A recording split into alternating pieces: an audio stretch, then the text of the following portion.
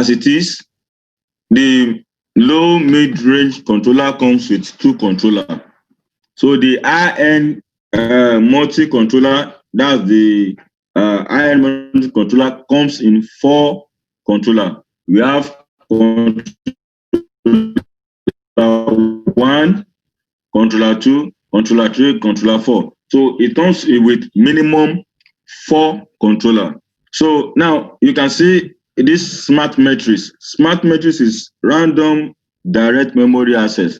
Like I'll quickly say that when controller one process a job,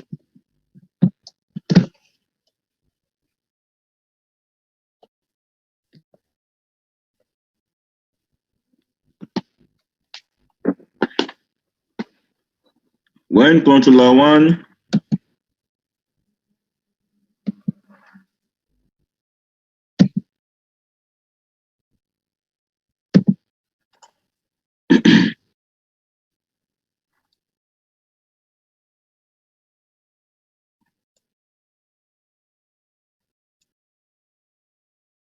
so we have 4 controllers.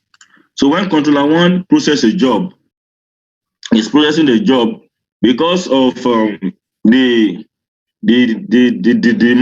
demand of data, the demand of the data transfer from the host.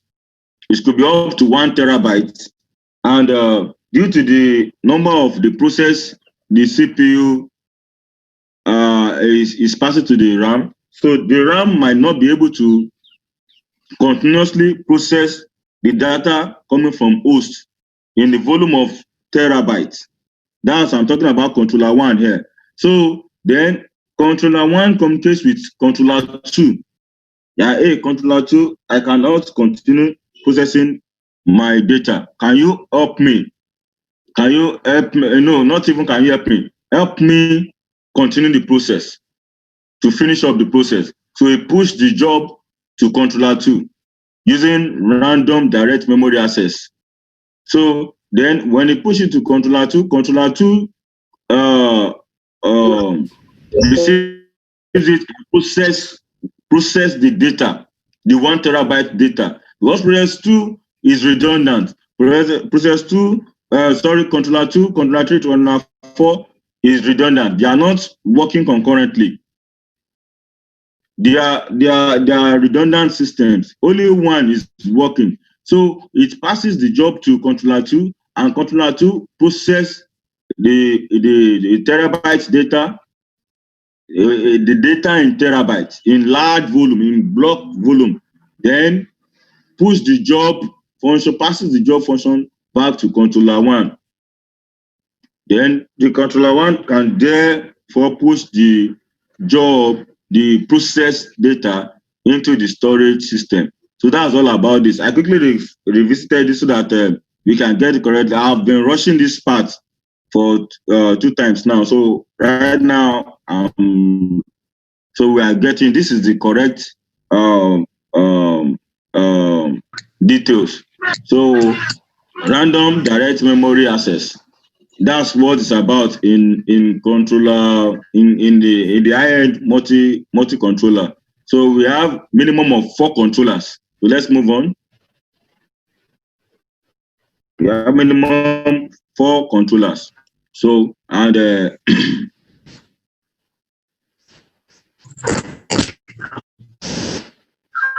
so I remember we discussed this yesterday.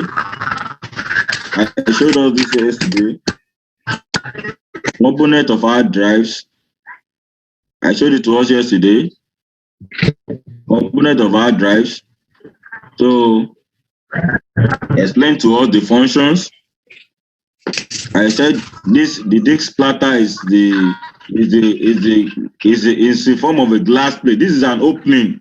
This is an opening of an hard drive, hard disk. This is an opening. So we have about 4 layers of this disk. Is in form of a glass. It's a magnetic glass. So it's called disk platter. So we have the actuator. Actuator is the moving arm. It's the arm that moves. It's one that moves the read-write arm. So Actuator is the one in the angle. So this is an arm called read write. So what this one just does is to uh hold and move. It moves left, right in both directions. Let me show you. This one moves in both directions like this. Can you see it? That's how it's right. So then the disk connector is the one that your connector that is PATA, that's parallel attached ATA. So which carries your data, carries your data from the host to the hard disk and from the hard disk to the host. So when you want to read write, there has to be a communication between your hard disk and your system. So that's what this connector is all about. Then the control circuit board, which is responsible for the speed of the motor. The speed of the motor. There's a motor under it here. So the speed, the control circuit board handles that. Then I've talked about the read write. So the spindle. So the spindle is responsible for the movement of the spinning of the hard disk.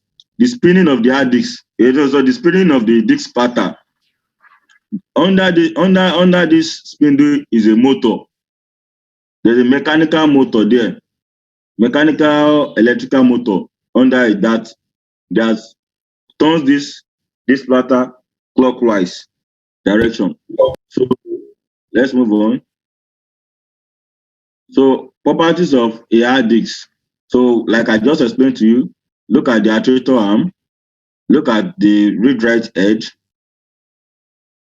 You can see it, disk platter. This is the disk platter. I said it in the other. This is the disk platter here. An example of this platter. This is it here. So then before I quickly talk about the sector and the tracks, look at the cylinder. So the cylinder is the disk itself. It's also the disk itself. So then it's also the disk itself. The cylinder is also the disk itself. Then the motor, like I said, the spindle. The spindle, this in the middle is the spindle connector. Then the spindle connector is connected to a motor under it. So sorry, it's connected to the motor under it. Then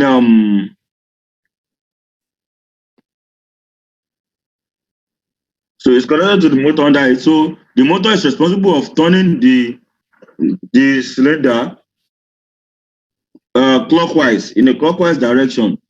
So I said the actuator arm is responsible for the read write. Read write. In every hard disk, I mean mechanical hard disk, we have about 4 layers. That's 1, 2, 3, 4, where data has been written concurrently.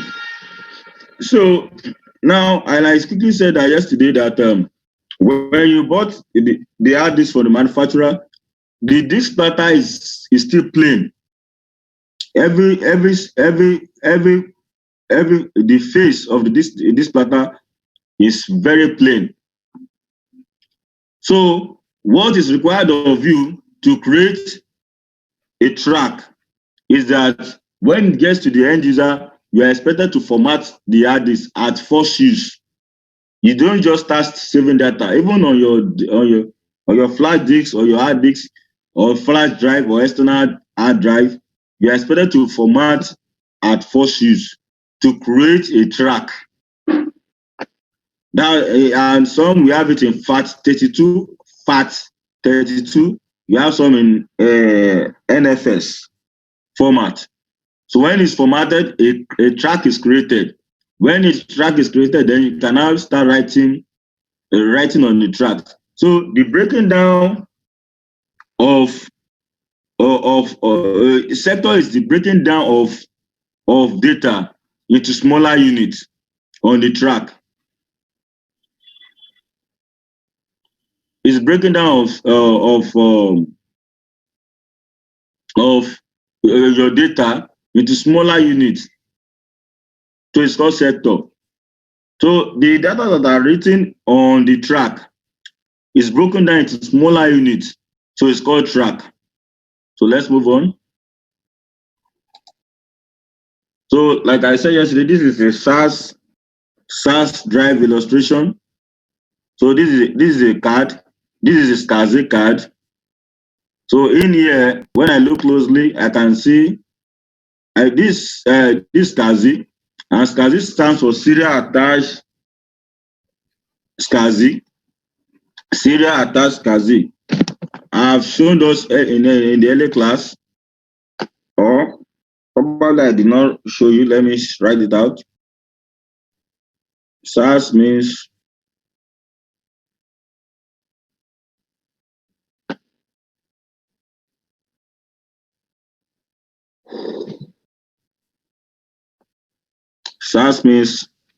serial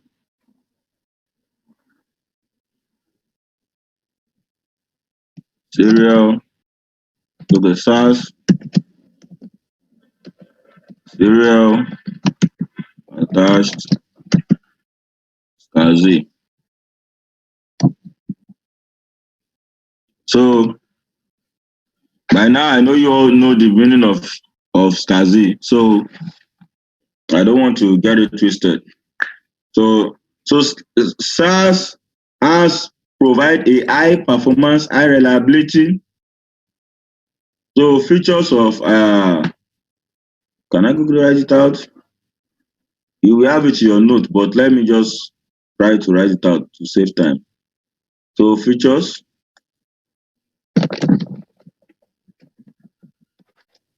as provide high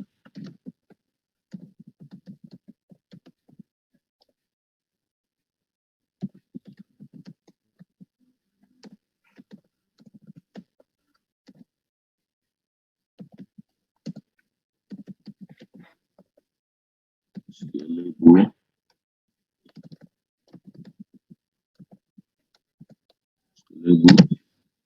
and also easy operation.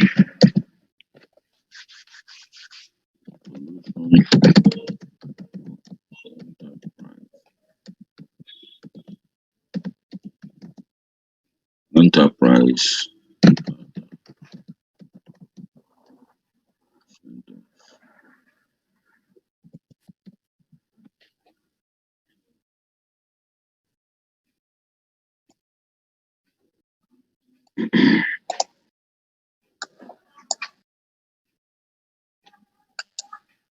So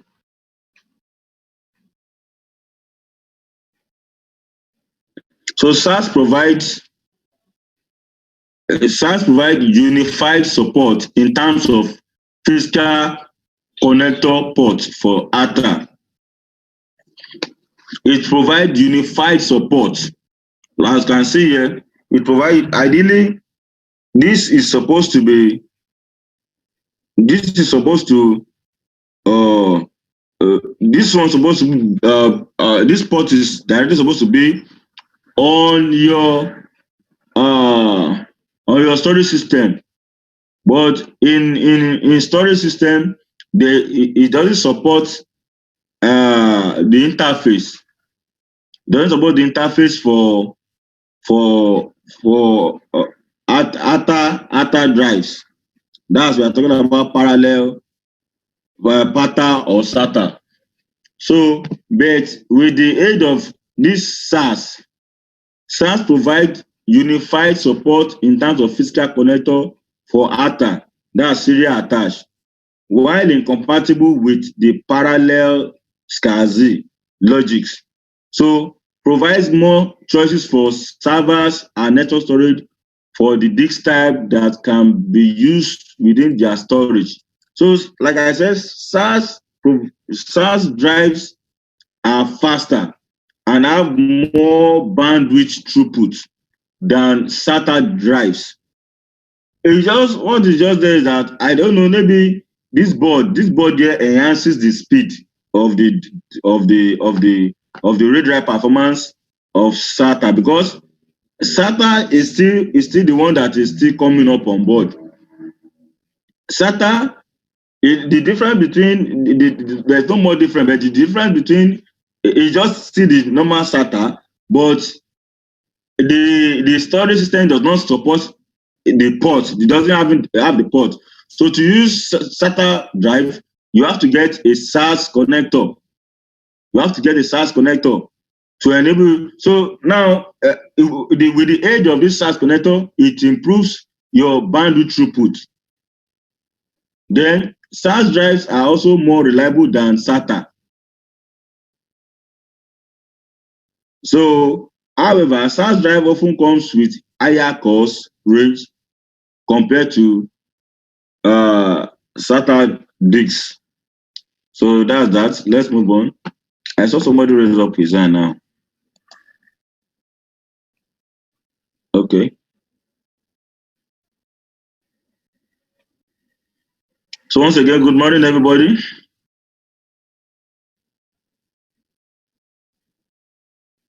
Good morning, Bulaji. Tejas here.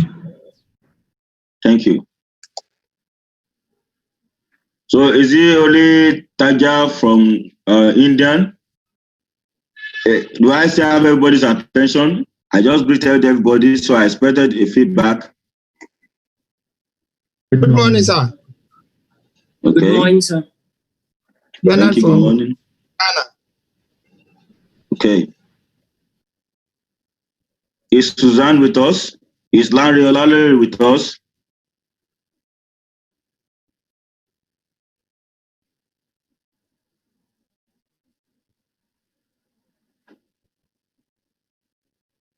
Hello, Larry. Are you there?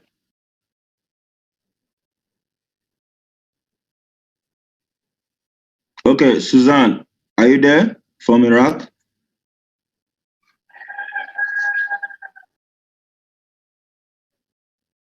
Okay, Ahmed, Quadri, please can you put your country and let me know if you are there. Okay, sir. Okay. Okay, so I want to believe everybody is here. Thank you. Okay, let's continue.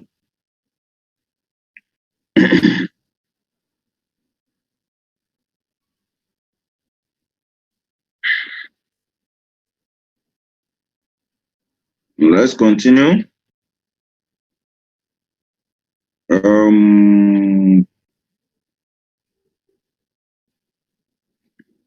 I want to update our group. Maybe many of us don't know that the class is up this morning. So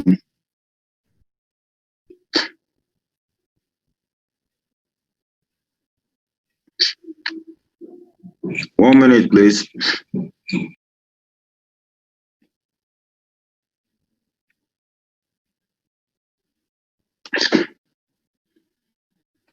So now I'm going to clear this. So nearline SAS. What is nearline? What is NL SAS? Has everyone ever come across NL SAS? NL SAS. Please raise up your hand if you have heard of NL SAS before. Okay. So teachers from Indian, you want to try?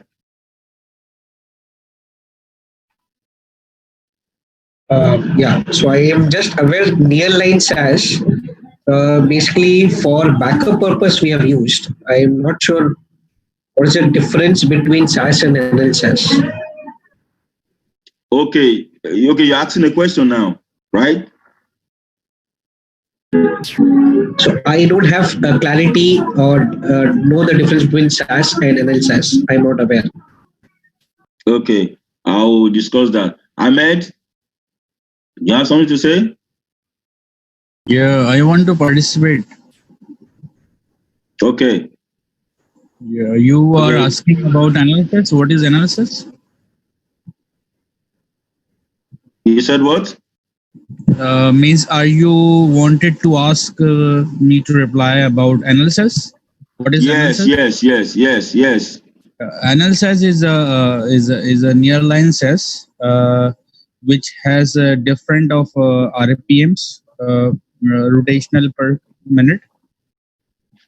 Okay, and Yeah, okay, and it has different connector from SATA. It has different connector from SATA. yeah, yes. Thank you.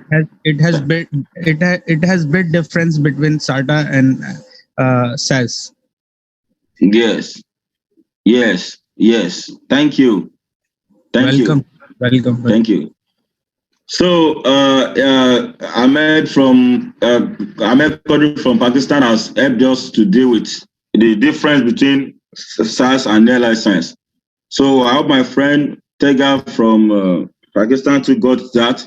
So, the difference is nearline SaaS is a drive on its own. Sorry. Let me take you back. Let me take you back to show you the difference quickly. Still have about 25 slides to cover. So this is a drive on its own. This is a SAS drive on its own. It has its own port. That's serial attached SCSI. Is an hard drive. I showed you yesterday to go online to go and see it. It's a drive on its own. It's a drive on its own. So, and it has its own interface. That's serial attached SCSI. Is a kind of drive that is quite different from SATA. You understand? So then nearline SAS is NL means nearline serial attached SCSI. This one supports this one supports SATA. It's actually a SATA drive. It's a SATA drive. That's serial attached. So, but to use this hard drive on this server, you will need a connector. So the connector is what makes it nearline SAS.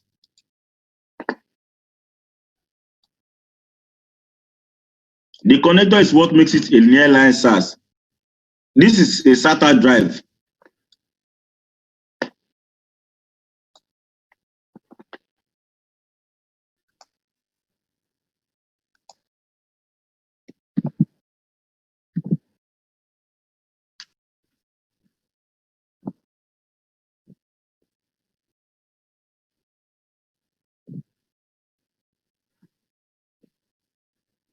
Okay, so let's move on. Now, to use this SATA, you need a connector.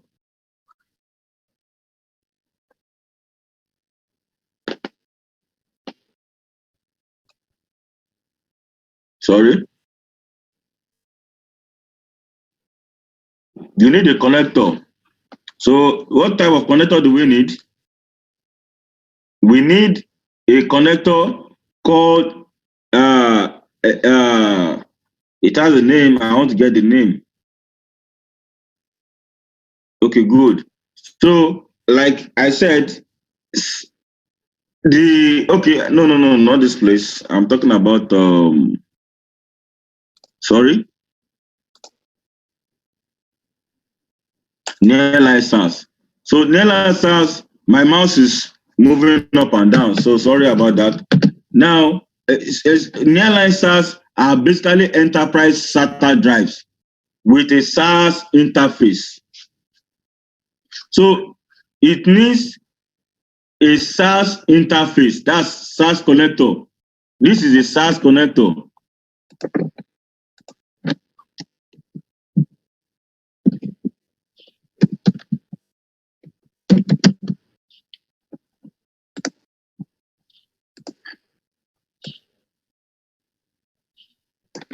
This is a SAS connector. So now, so this plus this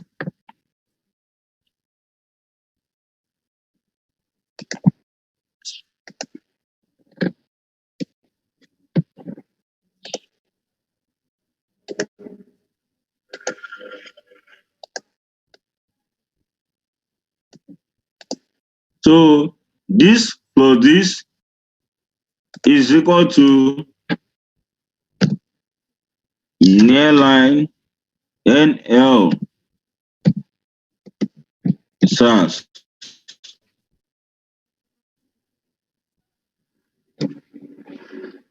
So you can read more to know more about nearline SAS. So it's basically an enterprise SATA drive with a SAS interface. The read-write head and disk splitter and disk splitter. So in addition, they have the rotational speed spin of traditional enterprise class SATA drives. That's 7,800 or so with the fully capable SAS interface command sets. So nearline SAS, that's NL SAS, drives is a combination of SAS connectors and SATA drive platter, which means that it has all the connectivity benefit of SAS while using a SATA disk platter that comes near to SAS drive level performance. It comes near to a SAS performance. It is not a SAS drive, but at the same time, with the SAS connector, it's almost par with the performance with SAS drive. So let's move on. So we discussed this yesterday too. I remember we discussed this yesterday. Solid state drive. So this solid state drive is a non-mechanical structure. It uses a flash technology to store data, and it has no form of mechanical, no disk splitter, no actuator, no read arm head. It is just a complete board. And the mode of storing data in this is called NAND. For those that did computer science, digital electronics, NAND flash. This is the mode of read-write performance, and it's called cells. So NAND flash is where data are being stored in your drive. So another word for it is called cell.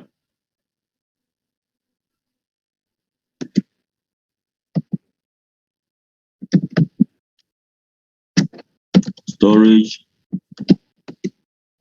units to store data. Please take notes. This is how data is being stored in your solid state drives. So NAND flash is a cell where your data are being stored. So NAND flash, it's a program. It's an IC. It's a kind of like an integrated circuit. Because in this device here, we are having just a plain panel. Is a panel. For many of you that have opened up your disk drive, your flash disks, you agree with me that it doesn't have any form of mechanical operation inside. All you could have is just a single board, a single PCB, that's printed circuit board. So if you look closely, you see some cells, some black spot on it. So it's called NAND flash. So, and that NAND flash is the cell that is a storage unit to store data, that stores your data. So if you destroy that NAND flash, then that flash is completely destroyed. So it also has a limited lifespan due to SSD usage frequency. So, and I said we should take note of this theory yesterday. I'm happy I'm repeating it again this morning. Take note of this theory. Take note of this theory. Please, most especially my friends that are following very keenly. Mr. Ibrahim, I don't know if you're in the class, Emmanuel.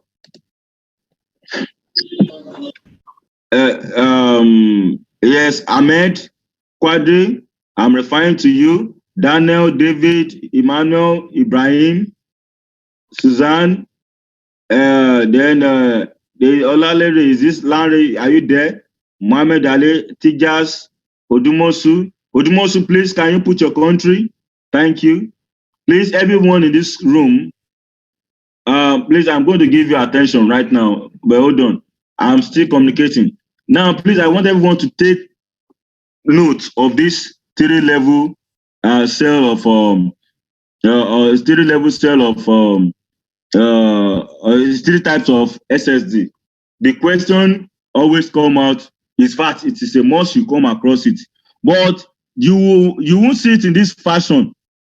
The options are going to be scattered. But when you have mastered this 1, 2, 3, when you have mastered it, you cannot be confused. You just already, and it is always in multiple choice of answer. So the difference you'll be seeing, you might come across double level cell. You might come across fourth level cell, and many of the level cell or try to twist or level multimedia cell. No, we are having just three types, which is single level cell, a multi-level cell, and triple level cell. So the triple level cell in this context, the triple level cell in this context is the type of drive, a type of SSD we have in the market today. The type of the SSD we have in the market today is triple level cell. Why do we have it? Why is it the only one available in the market in terms of capacity expansion?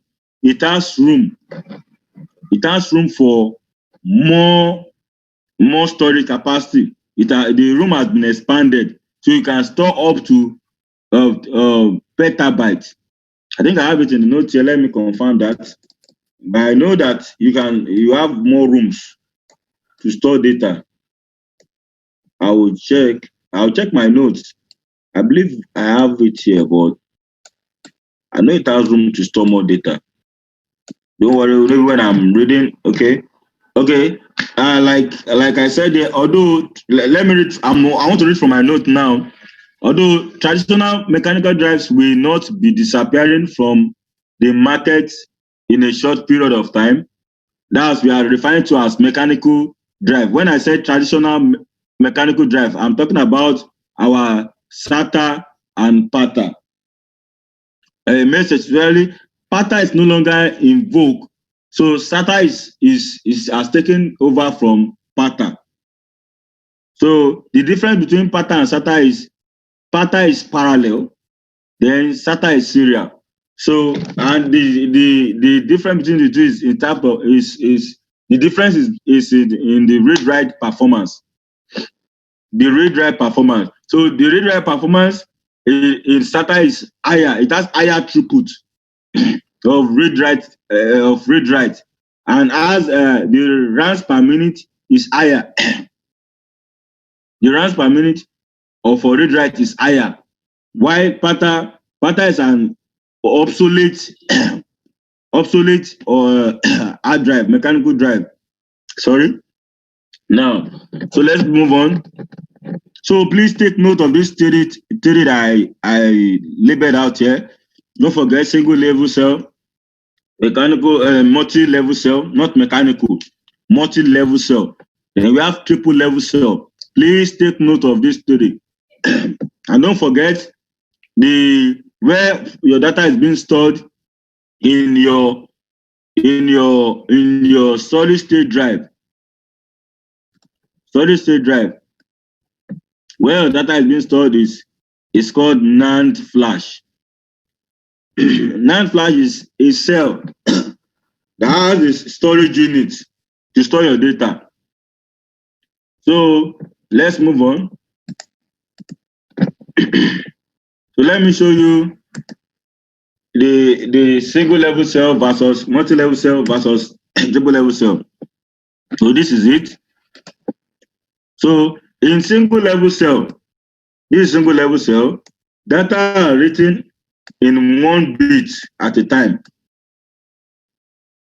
Is written in 1 bit at a time.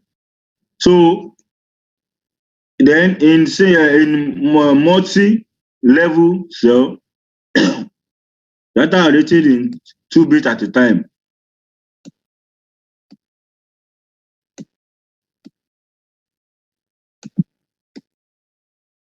Then in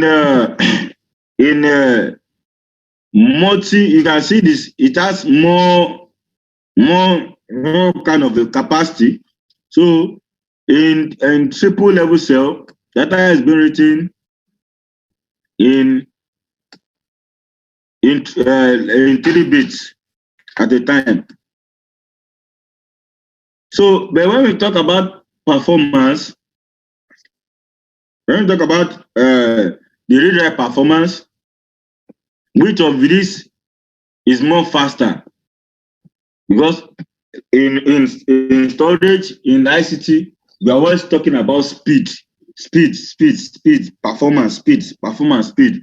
So now, single level cell has has a faster read-write performance because it's not writing much.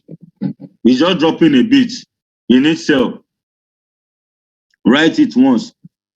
Then in second layer, write it once. So when you want to call for it, you just write, you pick one bit, you pick second bit, one. So it has replied you. So, but when it comes to triple level cell, it has to seek each cell. I mean, it has to seek, let me do it like this. Like in the case of this 111, if you want to write inside, you have to complete each cell. You have to write complete each cell. When you want to read also, it will read each cell first before it moves to the next cell. So it takes time. It takes a little, we have a little delay, 6 time delay compared to single level cell. Single level cell is quite faster, but single level cell does not have a large capacity. So it doesn't have a larger capacity compared to this. This has a large capacity volume to store data. So you all can see that. So let's move on. So let's move on. So I'll show you the architecture, SSD architecture, that's solid state drives architecture. So this is it here. This is the device here. I think this one is about 256 gigabytes. 256 gigabytes. So we also have it in terabytes too. So this is the architecture inside. So using SAS connector. So it has 6 gigabytes read-write data transfer. If you want to communicate between the SAS connector and the SSD controller. It also has a BBU. It has a DDR, that is double data rate. DDR means double data rate. Read random access memory. Then we also have flash. So flash is your NAND that I discussed between the other, where your data is being stored. This is where your data is being stored. Storage unit. I showed you. So please, these are the basic points of SSD. It has no moving mechanical parts, and it has high performance, low energy consumption. It has multi parallel paths, and within channel flash cell reuse sequence. Specifying to this.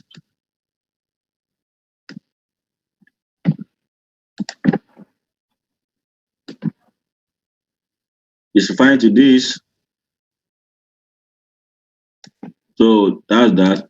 So that supports this, that. So let's move on.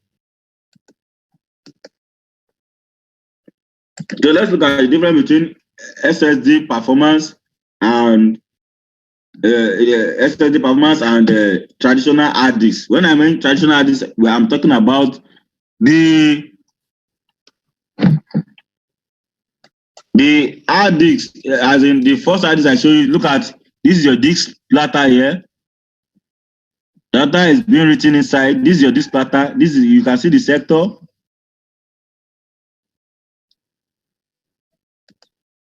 You can see the sector. You can see the tracks and the sector. Then you can, this is the read RAM head. This is the read write read write head. This is your actuator here, actuator arm.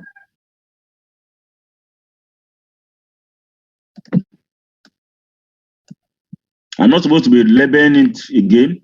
So this is your storage system that supports traditional hard drive, which is SATA. So now we want to look, so then we can now see the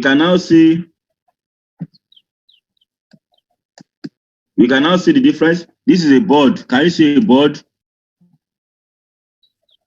Can you see a board? This is SSD. This storage system is full of SSD. This storage system is full of traditional hard disk. Now, in a network, in a NAS or SAN network, input output. So in a network of SAN, that's storage area network, using internet protocol or fiber channel protocol for your read write. IO is read write. So you can see the disadvantage: delayed by track seek time. In fact, and hard drive can damage easily, because when all these are making requests at the same time inside this place, the hard drive will be busy all through. The actuator arm, the read head will be writing all through. When you are running a 24/7 service, then just know that this hard drive and it will be generating more heat. So it's not advisable. So mechanical delay time, delayed by track seek time. So these are the disadvantages. So coming to this place, this one doesn't have any seek time. It's a short response time, high read write efficiency. So you can see it. No movable parts. There is no movable part in this place. No movable part at all. No movable parts. There's movable part. This one is mechanical. It has mechanical parts. So, and because that mechanical part, there's going to be some kind of delay. But if you are using it at home use, not enterprises, home use, maybe you are using these drives at home, like your laptop, you might not have issue with your mechanical drive. But if you are using it for an enterprise environment, it is not advisable, because you are going to be experiencing a lot of issues, replacing of hard drives every now and then. But with your SSD drive, you are good to go. So it has shortest response time, high read write efficiency. So let's move on. So what are the key performance indicator of hard drives? So these are the key performance, and these are the things you should look out for when you want to buy an hard drive. When you want to go out for an hard drive, the volume capacity. What is the volume capacity? This indicated in units of megabytes or gigabytes or terabytes. So, or terabytes, I added terabytes, TB. So storage volume is affected by the volume of a single disk platter and number of disk platter. So it's determined. Your volume is determined by single disk platter, volume of single disk platter, then number of disk platter. You know, like what I showed you earlier on, the number of disk platter that I showed you some minutes ago is 4. Then the volume over the face of this platter, what volume how many data can be written in each this platter is required too. So the rotational speed, that's rotational per minute. How long does it take to seek for information? How long does it take for it to seek for an information? That's when it wants to rotate. You ask it to fetch data. How long does it take to fetch the data? It's determined by the motor speed. So then motor speed that indicates in rotation per minute of the disk platter. Common drive RPM are 5,400 RPM and 7,800. Okay, we have 7,800, we have 7,200 RPM. SCSI drives RPM can reach up to 10,000. That's SCSI drive, that's SAS drive. Can reach up to 10,000 or 15,000 RPM. So you can see that the seek time performance is high. The seek time performance here is high. The seek time performance here is high. So let me move on. Let me move up. So then average time. So what is the average time? The average seek access time equals to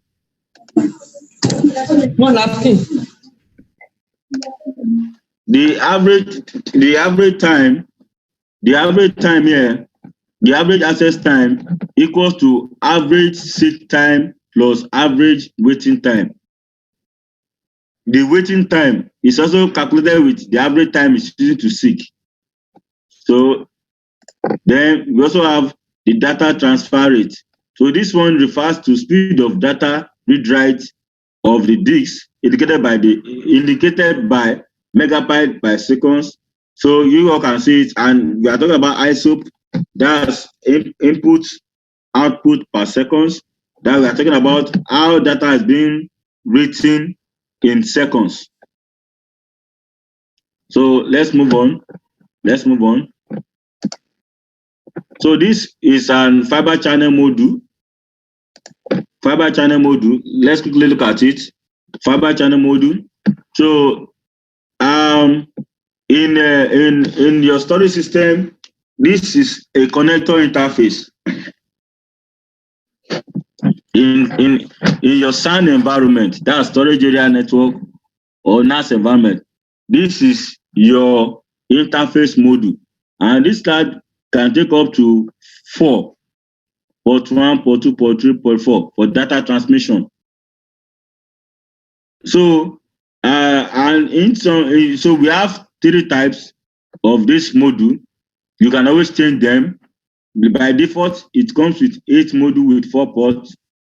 Then you can also buy this one for expansion, 16 gigabytes for transfer rate, but it comes with 2 ports.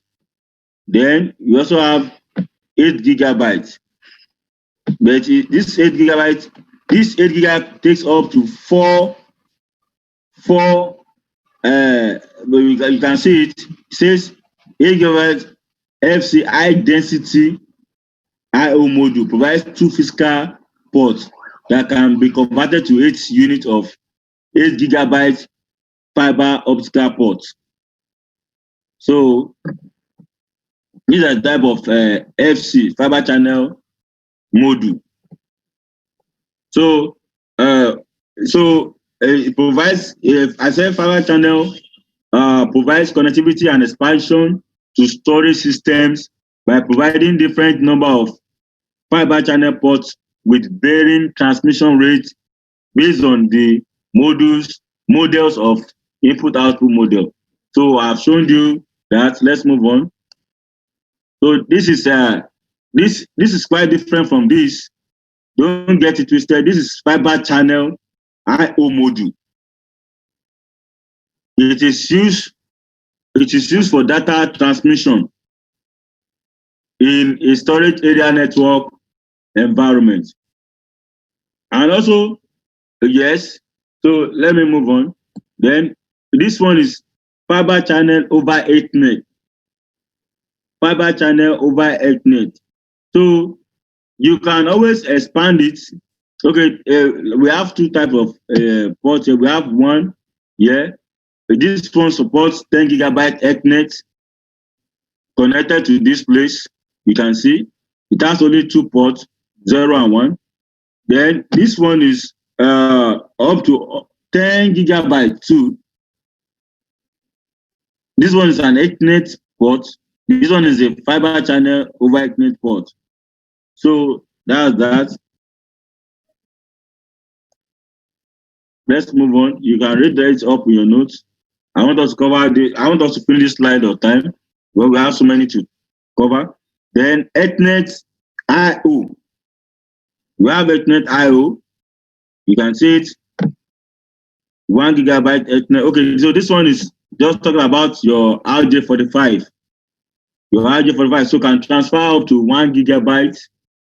Then if you want to increase the speed, you can go to the market and get another module, smart module, that takes up to 10 gigabyte Ethernet. So that's that. You can see. So infinite band.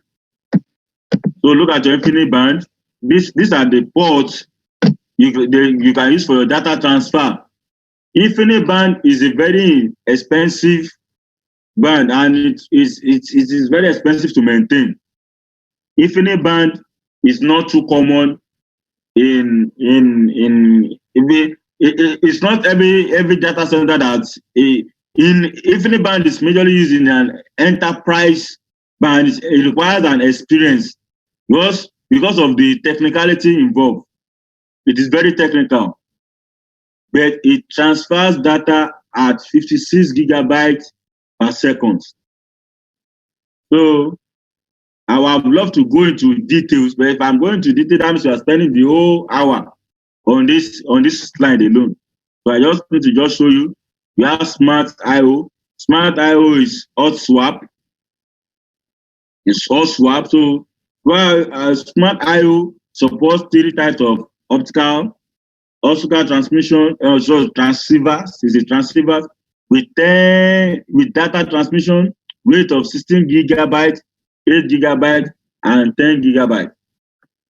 So okay, now the indicate light on here is showing if you are plugging in, if this is a smart IO that supports fiber channel and Ethernet channel.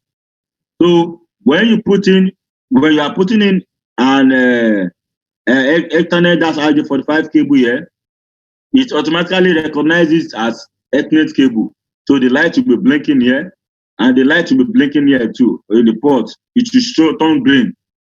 So if you are using it here, you are using it here for all Ethernet. If you are using Ethernet, you are using Ethernet. And if you are using fiber channel, you are using fiber channel.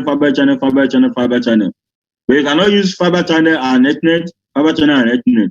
It's not going to work. So it's a smart IO because it supports both fiber channel and Ethernet.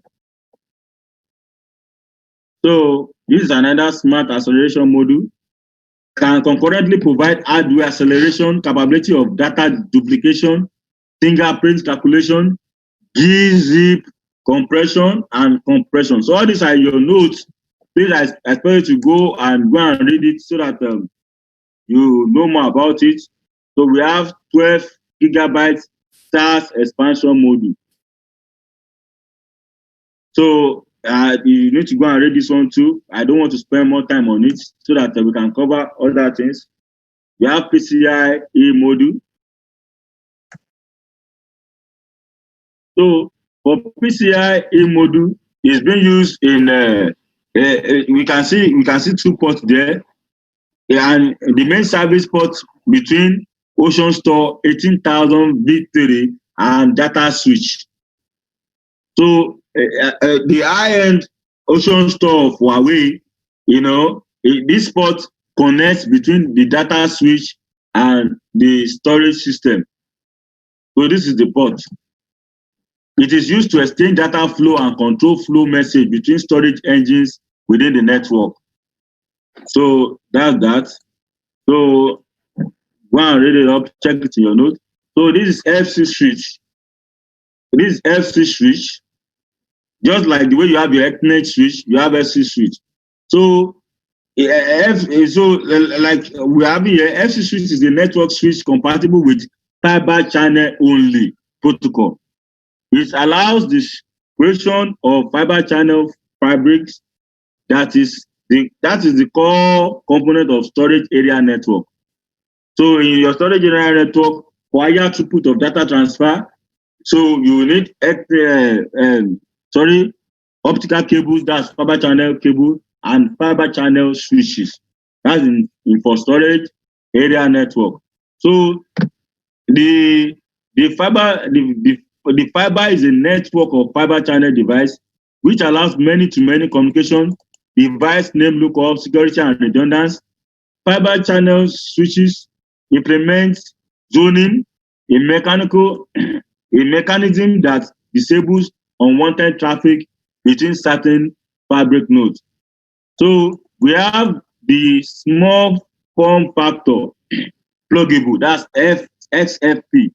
Is a compact pluggable optical module transceiver used for both telecommunication and data communication application. So I've just explained this to you. This SFP is a small form factor pluggable. So this is the interface that you plug your optical cable behind, then you plug it to the port. It's a long interface. For many of you that have seen a router that supports fiber channel, this is a plug. They plug into that switch. It's quite different from your Ethernet port. So let's continue. So this is your host bus adapter. This is your host bus adapter. As you continue, you'll be coming across your host bus. I'll be mentioning host bus card, host bus adapter. So this is your host bus adapter. This is how it looks like. Your host bus adapter. This is how it looks like. So your host bus adapter is a circuit board. So this description on the screen here is almost the same thing. I'm not talking about the card. I'm talking about the board. This is almost what you have in your SSD drive. I'm not talking about the card. I'm talking about the board. Someone is asking, what can we find in the board? So what can we find in SSD? So this is what you are likely to find in SSD. So this is your NAND.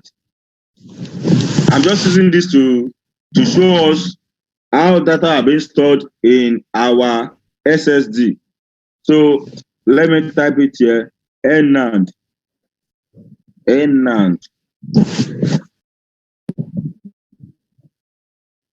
So it is where data is being stored. It is a storage unit where it is a cell.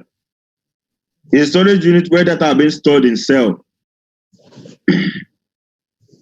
I'm not talking about, please don't get it confused. I'm just showing you this. This black something is an IC, integrated circuits. And you'll be finding about 4 or 5 of these in your SSD, on your flash disk. So I'm just using this as an example to show you what you are going to be finding. Since I didn't have the opportunity to show you when I was showing you SSD, so I'm bringing you here to show you what are likely things you are going to find. So, but this is not the illustration I'm showing you here. I'm just showing you this as part of what is in your SSD drive. So that's that.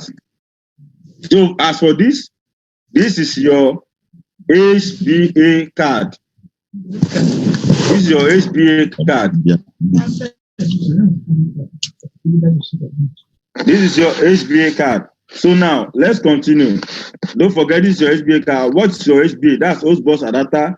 is a circuit board and also an integrated circuit, that's IC adapter that provides input, output, that's IO processing, and physical connectivity between a host system or server and a storage. It provides connectivity. It provides connectivity for your host system or server and a storage or network device. Because an HBA, that's HBA means, you know what it means by now, typically relieves the host microprocessor of both data storage and retrieving tasks. It can improve the server's performance time.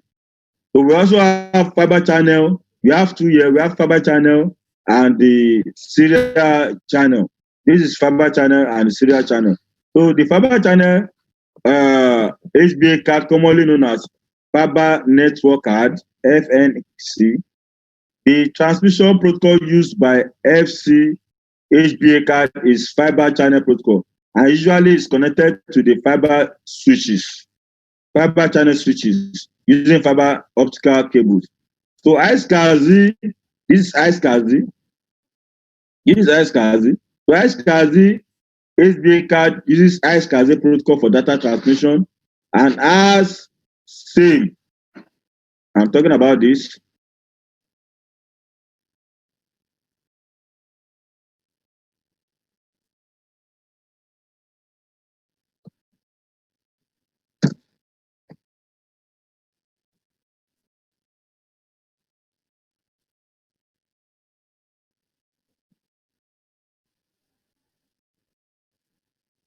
I'm coming.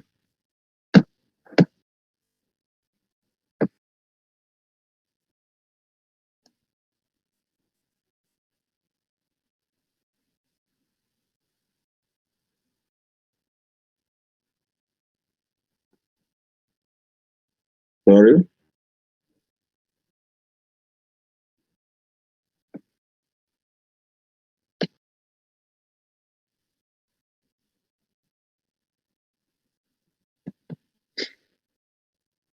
You all know what this is. That's fiber channel host bus adapter card. Then this is HCIA card.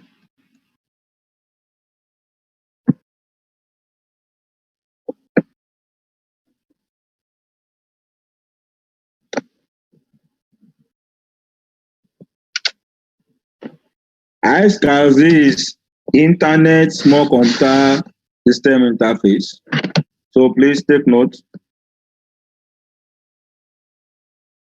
I'm confident that for those that are following this class closely, we pass the exam, and it doesn't mean that those that doesn't follow will not pass the exam. So the earlier we work together, we understand our language, the better for us. But we are not stopping at associate. We are still going to professional. We are still going to expert. So if you understand this basic concept, by the time we get to professional level, we won't be taking time to be explaining host bus adapter. We just say H bar or HBA. So by then we expect you to know what we are talking about. So at this level, we can still take our time to explain what they are. So HCIA HBA card uses HCIA protocol for data transmission and has same port with Ethernet cards. So by integrating the hardware HCIA initiator on the circuit board and using TCP/IP offload engine technology to do data processing on the HBA card, we are able to lessen the host CPU's workload, that's CPU utilization, and provide a high usability hardware multi-channel feature along with server remote booting features. Yes, server remote booting features. Then booting from storage area network is also possible if HCIA card supports remote booting or boot from LAN features. Many of us that are working in data centers understand what I just said. So with this card on your storage system, you can boot up your system remotely. You can boot up your system remotely. I've done that. I've done that in my institution. So I can reboot my system remotely. I can start it up. I can shut it down. So that's that. Let's look at cables. What are the cables that we can use in a storage system? So look at different type of cables. We have the FDR, that's 14 data rates cable. This one is majorly used in InfiniBand,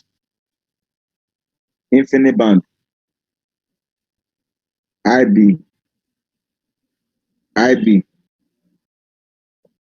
F14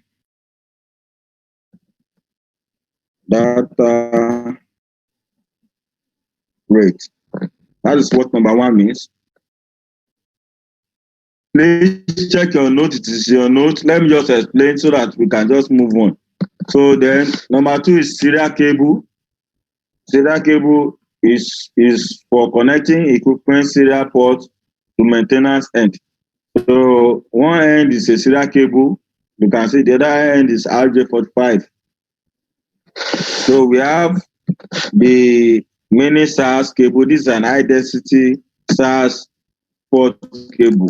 High density SAS port cable. So it's used for connecting disk enclosure with high density disk enclosure or connecting between two disk enclosure storage chassis.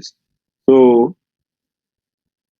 it's an high density, and it's used to connect. It is used to connect this enclosure, high density this enclosure. So we have number four. We have the optical cable. So it's used for switches, fiber channel switches. So we also have the HPO. This is also a fiber cable. Is custom used by the 8 GB high density input-output module. We also have the active optical. This is the active optical cable. It's also a fiber channel cable. It's used for connecting storage system, controller modules, HCIA ports to data centers. Data switches. So let's move on. So let me introduce you quickly to. Sorry. Let me quickly introduce you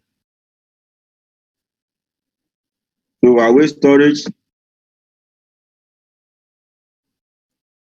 So we have checked the architecture of storage system. We have checked the component of storage system. So we are looking at let me introduce you to Huawei storage products. So let's see Huawei storage products. So these are the Huawei storage products we have in the market. These are the Huawei storage products we have in the market. So please take note, look at it. So these are converged storage system. These are converged storage system. So we have in Huawei products, we have the entry level, we have the mid-range level, and we have the high-end storage level. So please, I want you to take note of these levels.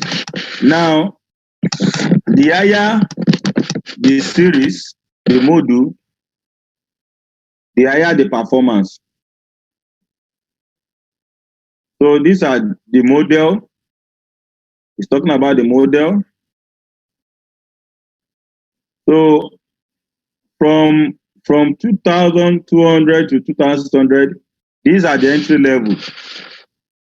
These are the entry level. Then these are the mid-range level. They start from 5,300 to 5,500, then 5,600 to 5,800. So then we have the high-end storage, which is 6,800 and 18,000. These are used in data centers. This one are used in small, medium enterprise environments, but this one are used in data centers. So One thing I also want you to understand is this.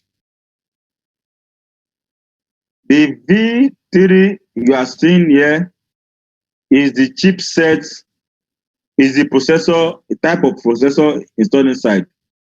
Chipset, your chipset, that's Intel chipset. When we're talking about chipset, when you check your system, you also have it. Chipset. So version 3 chipset. And the chipset is talking about the performance of your storage system. For many of you that are very conversant with cars, for many of you that are conversant with cars, you will understand that we have cars that comes with different type of capacity engine, talking about V3 engine, V5 engine, V6 engine, V8 engine. So you know that the higher the V, the number of against the V, the faster the stronger the capacity of the car, and the faster the car will become, and more powerful it will become. So just liken that to this V. Liken that to this V. So now let's move on. Let's move on. Let's move on. So now in the market today, we no longer have, Huawei no longer has V3. They might still have it, but what we are having today in the market is this V5 version 5 set. V5 is what we're having in the market today. V5.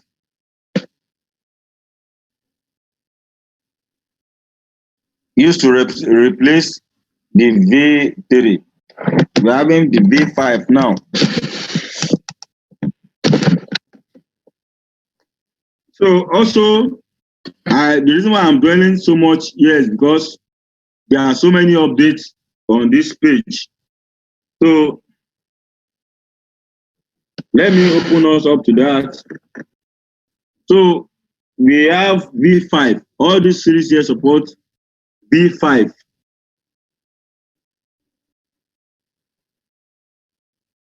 Now, also I'd like us to know that when we talk about converged storage, by now you should all understand what I mean by converged storage.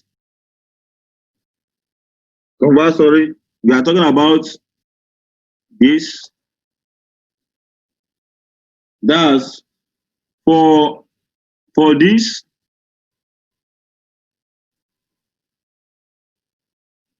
model. For this model, we are, should I type this thing out? Okay, no.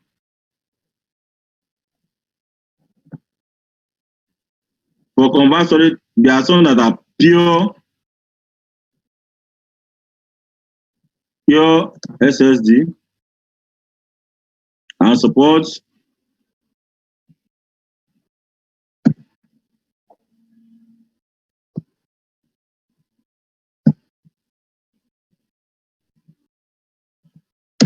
then that's Ocean Store. So that's that for Ocean Store. Ocean Store 5300 supports pure SSD. Pure SSD. Then that's Ocean Store.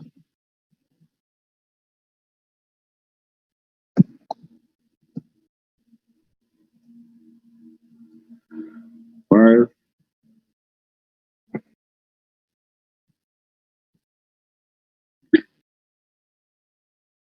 So I'm coming. You all you see F here. F here means pure SSD. Pure SSD means flash.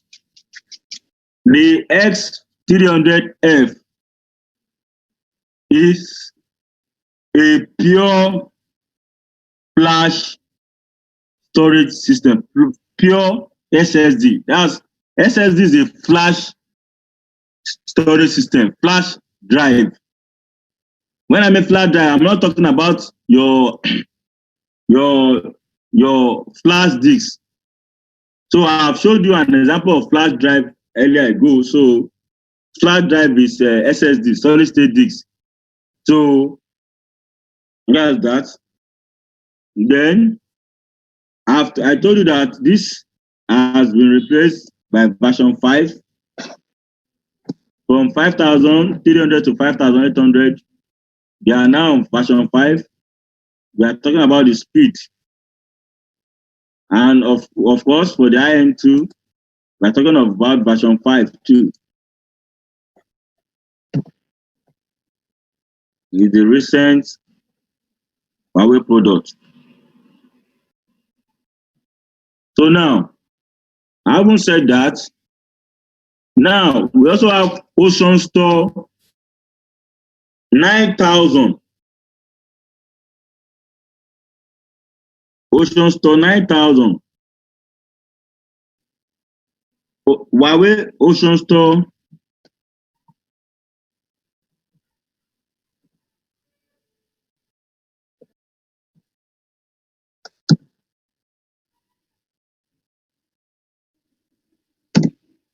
is being, all these names are being picked from the ocean. Dorado is a fish. Ocean storage. So I don't know, Huawei are best known why they choose that name for the device. So then this model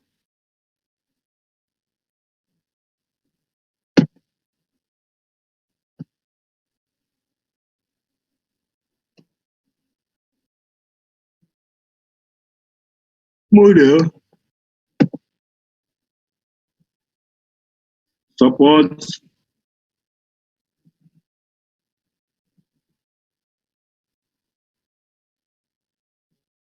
NAS only. So by now, you know what NAS is all about. So I don't need to go there and tell you. So Ocean Store version 5 series storage system has high standard in terms of hardware architecture, unified block and file storage, combines multiple different advanced data application and data protection technologies. So then Huawei ensures that Huawei storage systems has high performance, high scalability, high reliability, and high usability to satisfy, the purpose is to satisfy a large and medium-sized enterprise. Different kinds of needs for storage products. So for this one, that's talking about this. That's model 2200. Only provides Ocean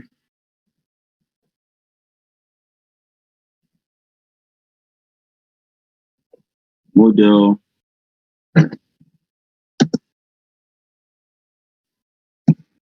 only provides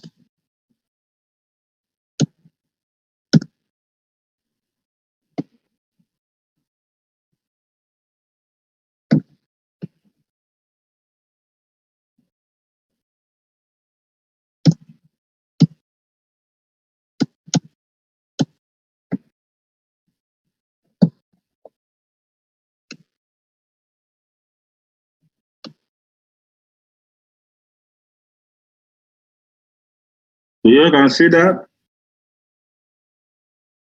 So that is that for this slide. That is that for this slide. So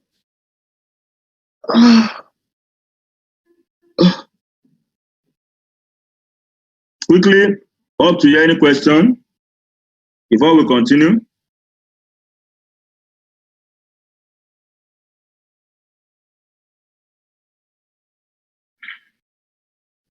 Up to you, any question?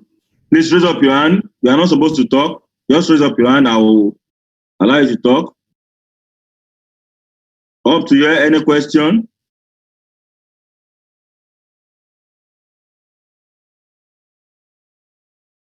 Okay, so no question. Raise up your hand if there's any question. Nobody's raising up his hand, so I believe we're in good order.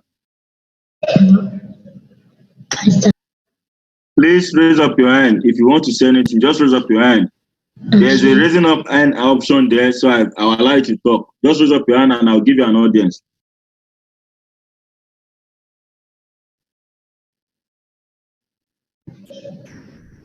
Please raise up your hand.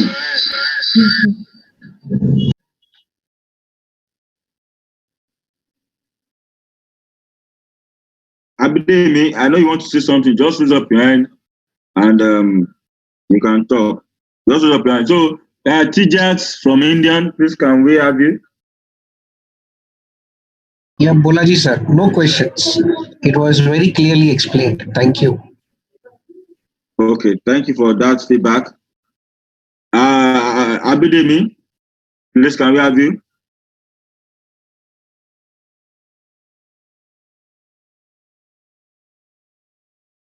Abidemi, you want to say something? Okay. When the network is okay, then we can continue. We can. So I believe everybody is okay. So let's move on. Now, so let me show you the other types of solid state drive. So storage, sorry, that support only pure SSD. I already showed you here. This place, I might likely want to discuss it again.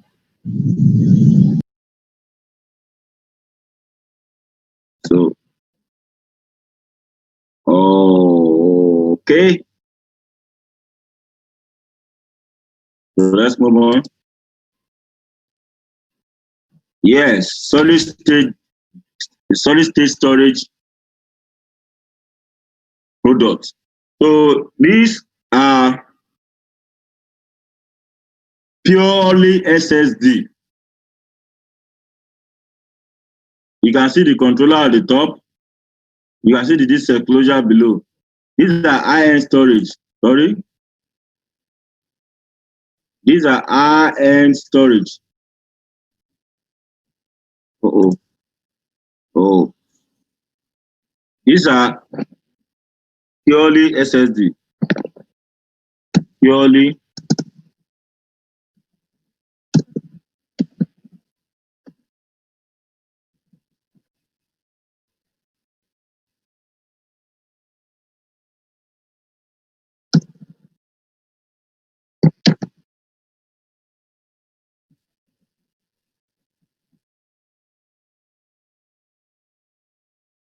So that's what we do. So it has, so these devices has high speed, 5,000 U stable time, delay at million input output per second, making database faster by 20 times, highest reliability. We are not talking about high now. We are talking about highest reliability. Please, everyone to do his best to ensure you stay to this class because we have already swimmed away from the shore. We are at the center of the ocean right now, and it's getting more complicated. So this is the best time for you to ensure that your network is very stable. Now I'm talking to those that are duly registered for this course, and I'm talking to those that are willing to be certified for storage. So I want to tell you that though this course is about the introduction part of storage, but we have left the introduction section completely. We are about going into the main product itself. So this is not the time to swing in and swing out. So is in your best interest, because of my interest for you and my love for you, my sincere love for you, I want you to stay glued to this, because these are the concepts you need to understand, and these concepts are going to stay with you forever. So please, we have left the shore. We are now proceeding to the center of the ocean. So please, I want you to get it right and follow me. Now, this is a pure SSD storage. That is SSD, is that solid state storage product. So these ones, they don't support nearline SAS. They didn't support SAS. They only support SSD. That's flash disks. Please, when I'm saying flash disks here, I'm not referring to the one you're having at home. I'm talking about SSD, flash disks. Flash disk is being referred to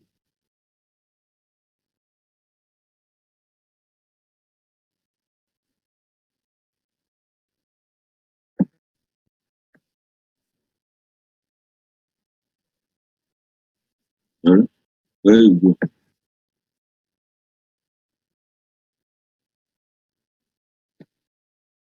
I hope you understand that. So now everything about this is 1 minute.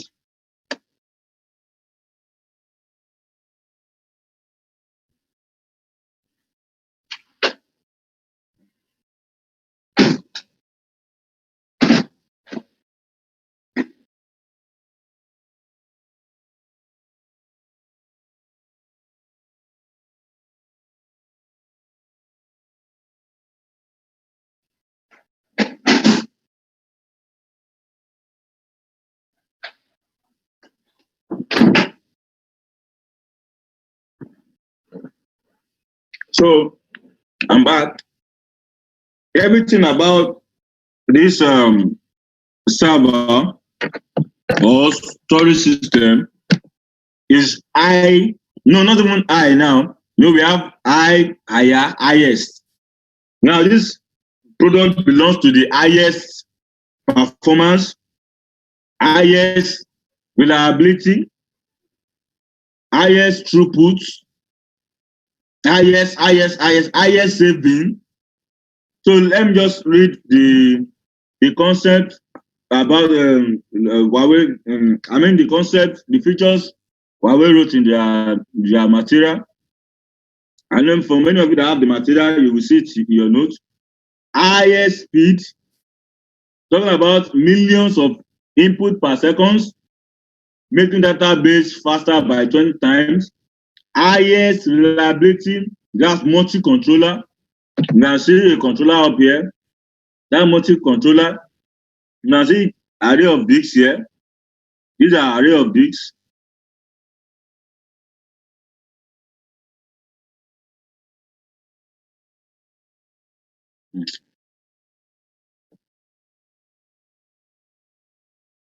These are all array of disks.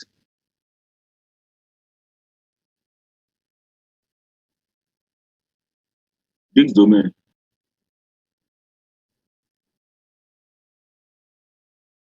Disks.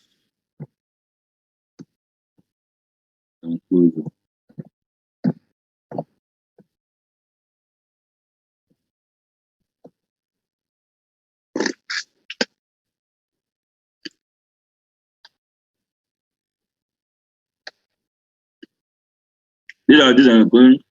Use your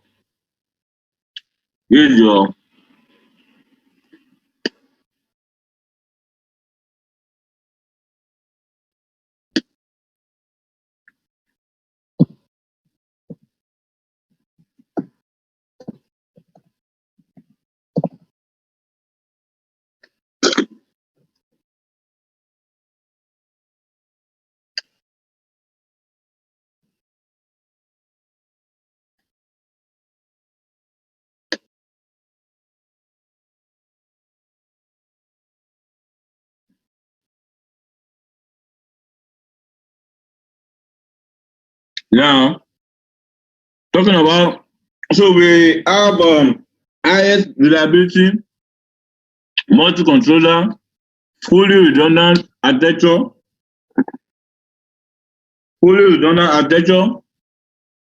ensuring no single point of failure in the storage system. All of the components support online maintenance. Highest savings.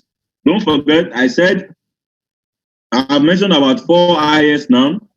This device has highest speed. That means it makes your database faster. That for those that are using it for database reasons, it makes your database faster by 20%, 20 times.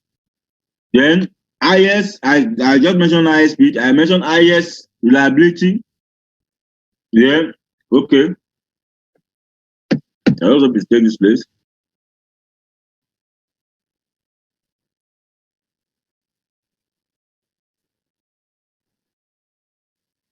I spent too much time on this one. Let's move on.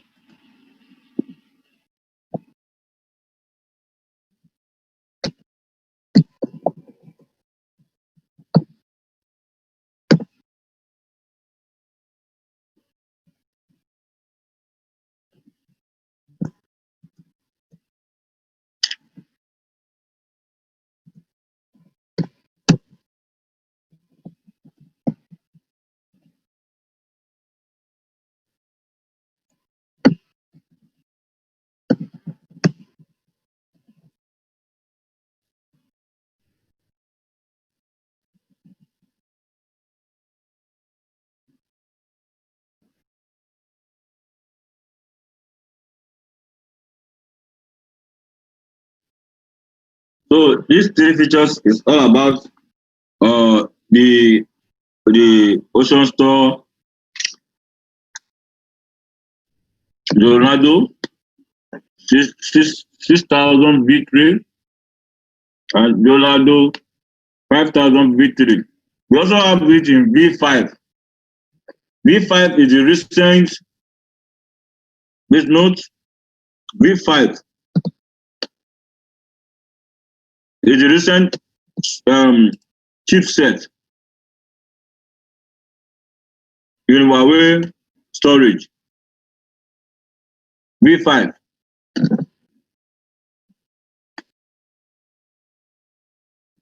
Then referred to as chipset. Chipset.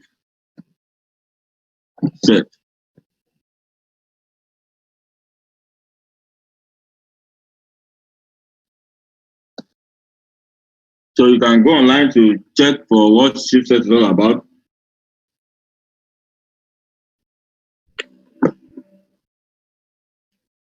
So that's that. Now let's move on.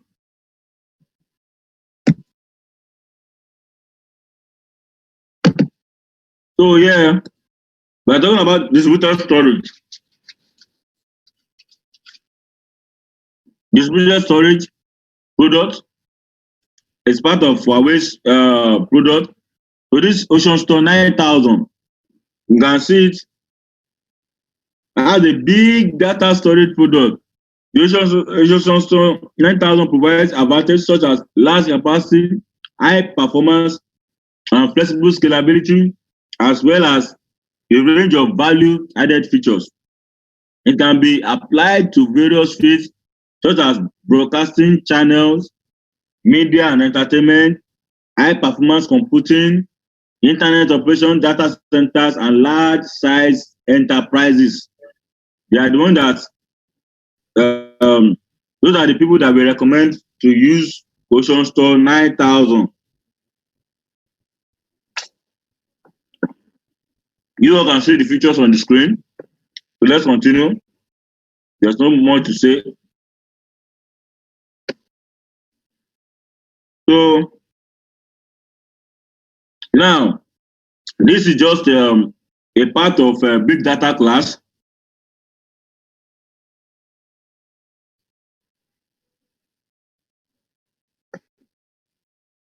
talking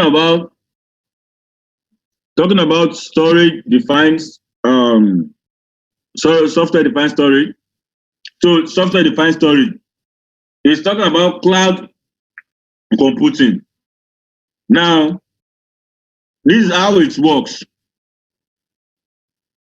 We have three components. We have the file sharing component, we have the vendor component, and we have the storage system component. So now you can see these are the vendors managing the application virtually. Then to communicate with your physical storage, these are the protocols that are required. HCIA, SCSI, NFS, CIFS, FTP, HDFS. For many of you that have done big data, you know by now you should know what HDFS means. NDMP, the S3/Swift. So when you get to these are storage pool in our storage system here. So it's being broken down. So whoever that is going to block requiring a request from the block storage section, this is it. File storage section, this is object storage section, this is it. Then there's the software. Cushion Storage 6.0 is the software.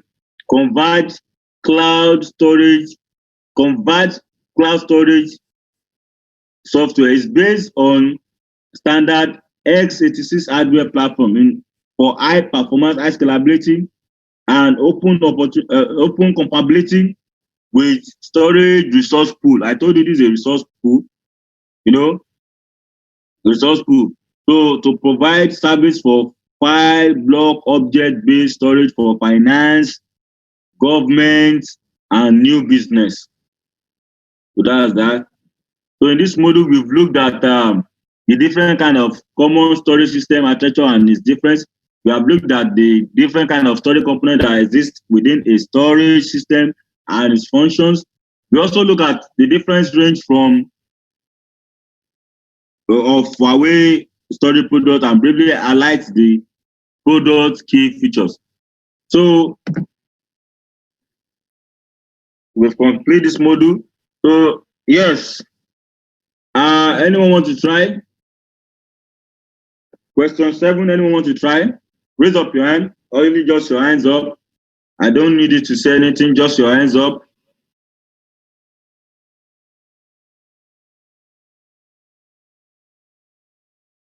Anyone want to try? Just raise your hands up.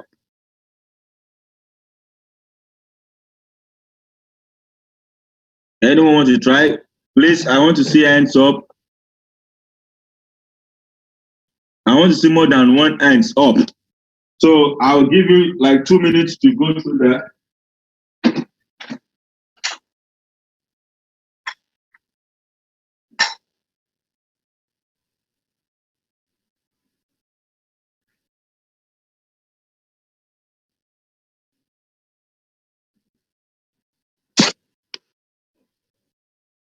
Okay. Let me start from Adishola. Number 1, please.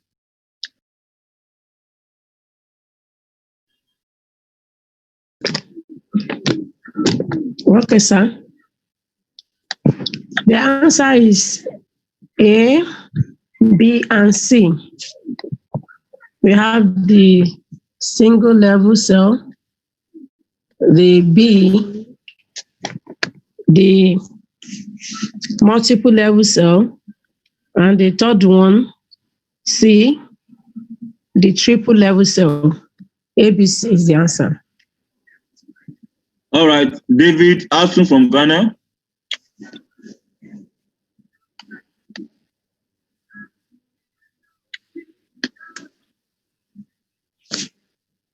Okay, all right, be fast with it, please. A, B, and C.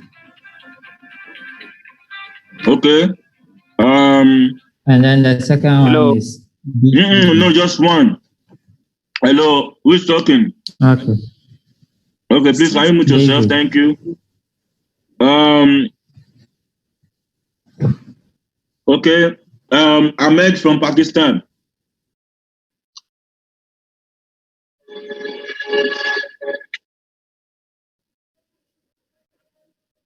Ahmed from Pakistan, are you there?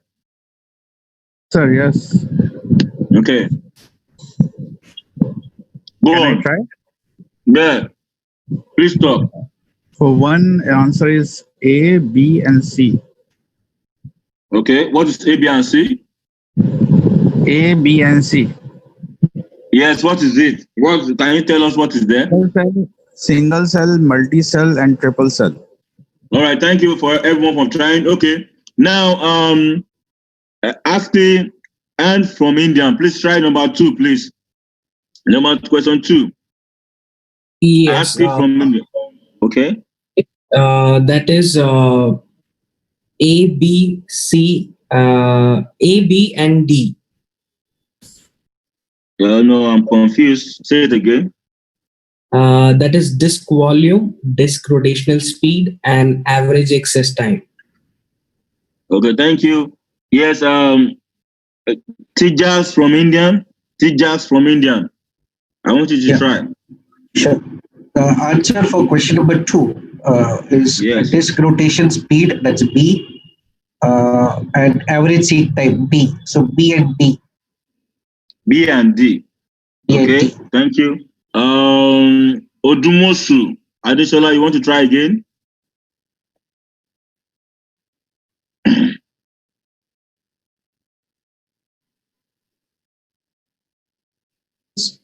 Hello, sir.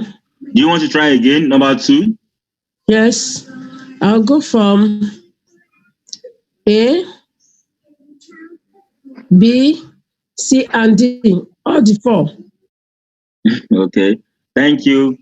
Thank you. Then I want your hands are still up again. Dana from Kenya, you want to try? Yes. Okay.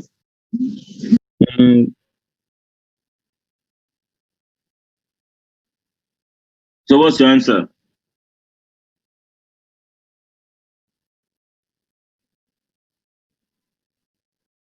Okay, Emmanuel. Let me give it to you, Emmanuel. The answer for number 2 is BCD. Disk rotational speed, data transmission rate, and average access time. Emmanuel, please, I have a question for you. Okay. Okay, why BCD? Why Okay. not AB? Okay. In the class, you see the key indicators for assessing mechanical hard drives performance. You know, in the class there was that table that you were showing the things that we need to look out for. You know, Okay. and these are the 3 things that really point out now. You talked about the disk rotational speed, you talked about the data transmission rate, and you spoke about the average access time. Okay. It shows that you are really following. Thank you very much, Emmanuel. So Emmanuel got it right. Everybody, thank you for trying. So the answer is B, C, D. So this is A, B, C. A, B, C. Everybody put your hands down. So now, I'm not the type of lecturer that just mark script and doesn't show you the something. So let's go back to, they said, what are the key indicators for accessing mechanical hard drives? This is based on what we have discussed in the class. You are not supposed to give me your own idea. Give me the idea of what I taught you. Now, what are the key? The key is not the disk volume. The key to access mechanical hard drives are the rotational speed, that's the RPM, the data transmission rate, and the average seek time. So let me take you there to see what it's all about. This 1 and 2. Sorry.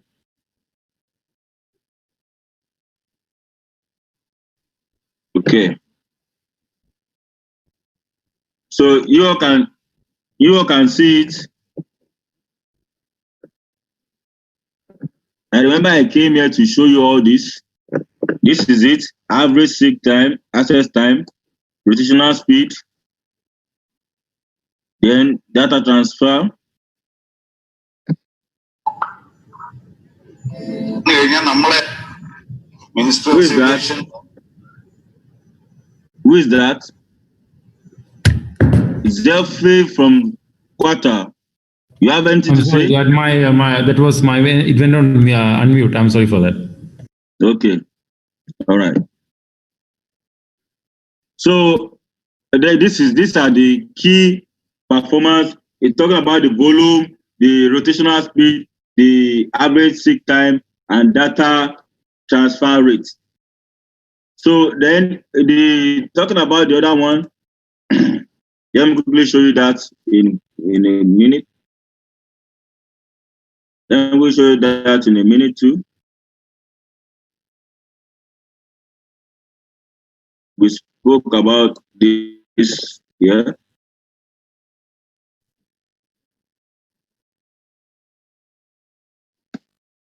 So you can see it. It was discussed. I really wish you guys saw the fourth option. The fourth option is just one of the options that are there to confuse you. So you just be very certain. I like it when my students are very certain. It's like I think. You don't think in this type of exam. Huawei doesn't give you room to think. You just have to get it correctly. Now, these are the 3 types. Don't guess. Just look at it and know it now. We have the single level cell. We have the multi-level cell, not even multiple, multi-level cell. And we have the triple level cell. So, and I've also showed you guys in the next line. Look at it. Look at it. This is how single level cell looks like. It writes one per cell, per bit, per cell. It writes 1. Sorry. It writes 1 per cell. This is a complete cell. And in each cell, it writes 1. Look at it. This place, it writes in 2 bits. 1, 2. You see it? That's how it writes. So, do you see it? This one it writes 3 times. Do you see it? So please take notes. Take notes. Are there any questions for me? Do you have any question? If you have any question, please raise up your hand.